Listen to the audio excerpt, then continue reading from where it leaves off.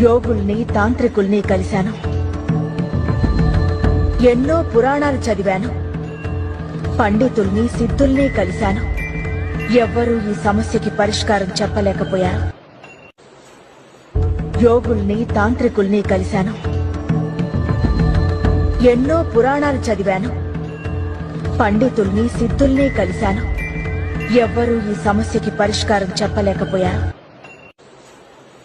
యోగుల్ని తాంత్రికుల్ని కలిశాను. ఎన్నో పురాణాలు చదివాను.